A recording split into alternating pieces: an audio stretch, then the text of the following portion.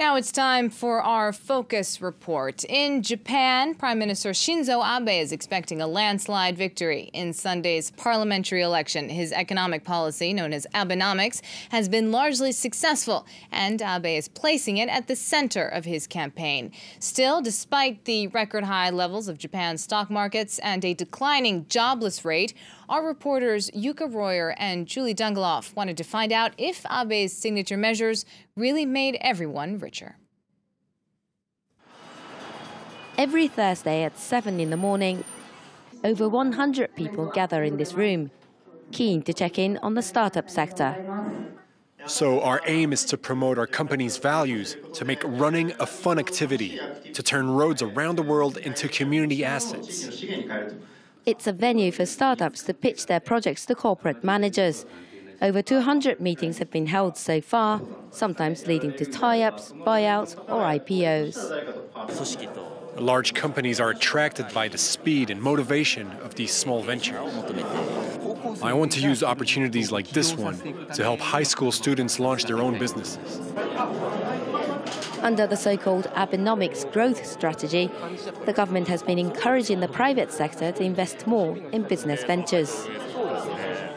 This bus, for example, runs on biofuel made by a startup company.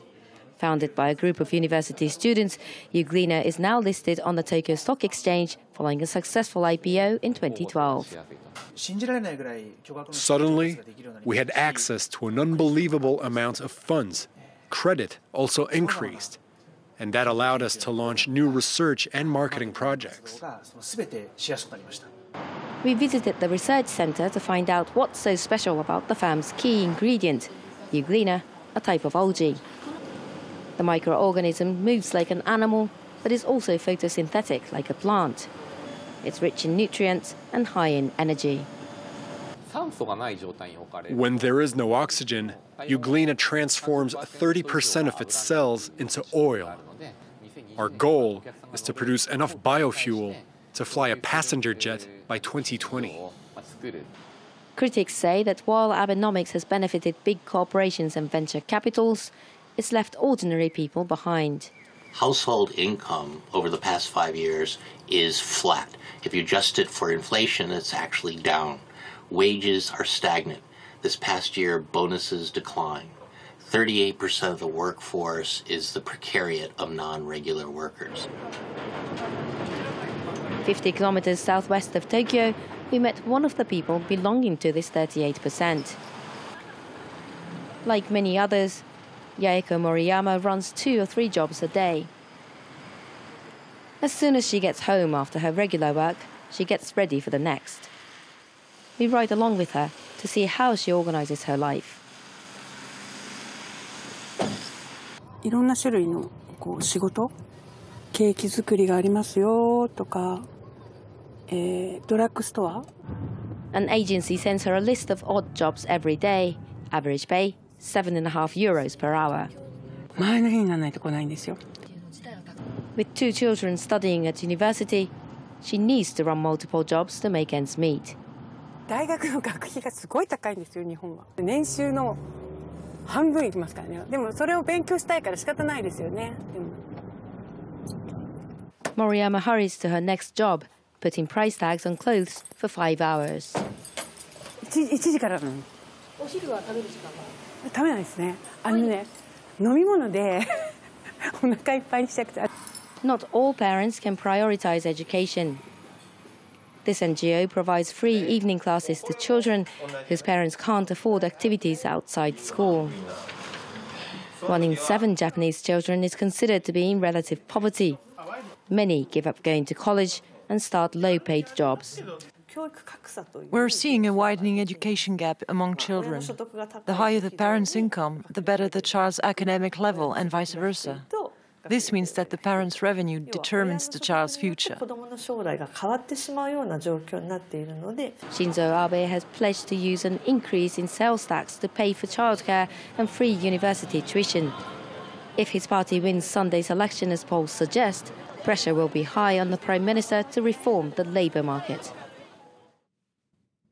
For more on this story, our guest is Guibourg de la Motte, an associate professor at INALCO, the Oriental Languages and Civilization Institute here in Paris. Thank you so much for being our guest today on France 24. What kind of people are being left out of the Abenomics success story? Well, I think it's indeed, you know, they're very bottom, sort of socially bottom people, but it's the creation of a greater number of jobs that are poorly paid and provides flexibility for the market, but does have disadvantages, I suppose. So, what are, would you say, the main tenets of Abenomics?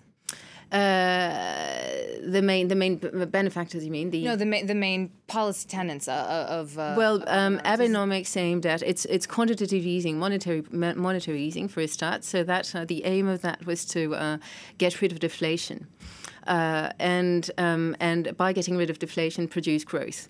And then apart from that, it was public works in order to produce growth as well. And then the third one is structural reforms. And we've reached the second step, whereby, you know, he's investigating the structural reforms bit. And apart from, you know, a number of technical reforms which were to do with you know, financial reforms and the like, he's now attempting to address really social issues such as getting women to work, and therefore providing for childcare, and also in reforming the job market for women to be able to have access to more jobs, and taking care of elderlies as well, because elderlies are keeping women from being at work. And there's a growing number of elderly people in Japan. How much is there an intersection between the changing sociology, the social makeup of the country that is, again, an island, that is largely, it's getting older, the population is getting older. Women until now have had a lower job rate than in many other developed countries. How does that intersect with the economy today as it stands? Well, what we see today is that the unemployment rate is very low, and the reason why it's kept low in spite of the reforms is that a lot of women or elderlies are actually taking up all the low-paid jobs for a few hours per week. And so that prevents wages from going up. Also, so that's one sort of component, one element.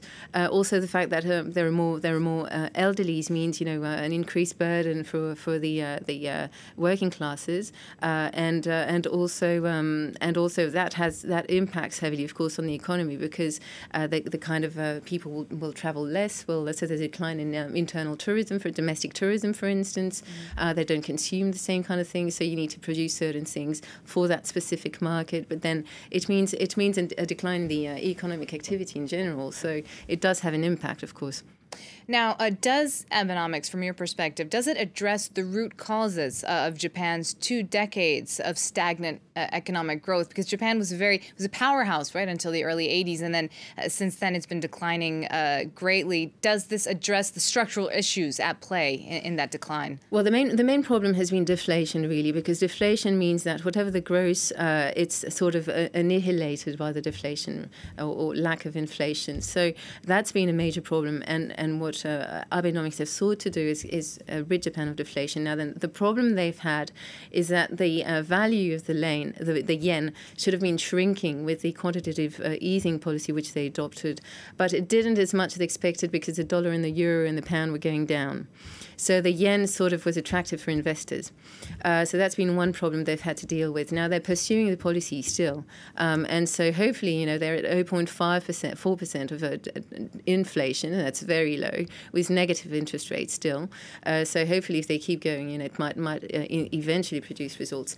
With wages, there's a problem I was mentioning, that, you know, wages should be going up because the unemployment rate is that's lower than 3%. So there's virtually no employment, no jobs on offer, no demand. So that means that that really means that wages should go up, and yet they don't. So that's another problem that's to do with the structure of the economy, indeed, and the fact that so many people are prepared to take jobs for a few hours. And this is not the kind of situation we've seen. It's more like people in their it might be women who would want a better job or a proper job, but they're still happy to take a few hours to supplement their husband's incomes, and that provides the flexibility needed for the economy and companies, and therefore wages don't go up because investment doesn't need to go up yet because there's no growth. So you sort of have that circle still. Thank you so much, Yuka, for joining us here on France 24. We will be back in just a few minutes with more news. Do stay with us on France 24.